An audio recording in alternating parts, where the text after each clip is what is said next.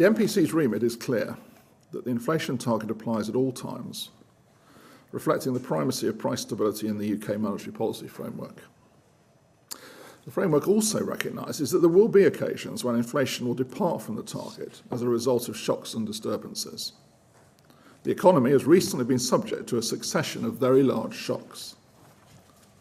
Russia's invasion of Ukraine is another such shock.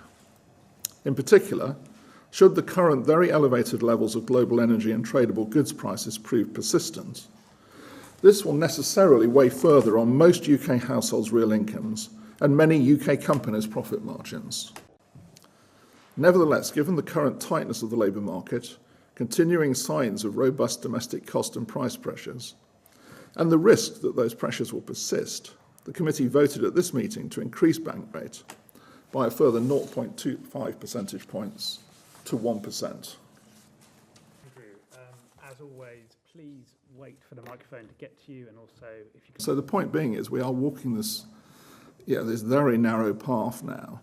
And to your question, I mean, the approximate reason for raising bank rate at this point is not only, I mean, it's not only the current profile of inflation and what is to come, and of course what that could mean for inflation expectations, but the risks as well. And I would particularly emphasise the risks. I don't know, Ben, do you want to?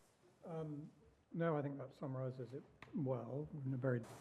Concerns about further supply chain disruption have also risen, both due to the invasion and to COVID developments, particularly in China. These developments have exacerbated greatly the challenges already facing the UK and many other economies from the series of adverse supply shocks that we continue to face. Monetary policy, therefore, must navigate a narrow path between the increased risks from elevated inflation and a tight labour market on one hand, and the further hit to activity from the reduction in real incomes on the other. Larry, and then Chris. In the MPC's central projection, CPI inflation is expected to rise over the remainder of the year, averaging slightly over 10% at its peak in 2022 Q4. The majority of that further increase reflects higher household energy prices.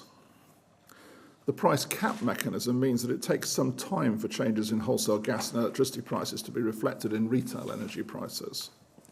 That means consumer price inflation is likely to peak later in the UK than in many other economies, and may therefore fall back later. Chris Giles.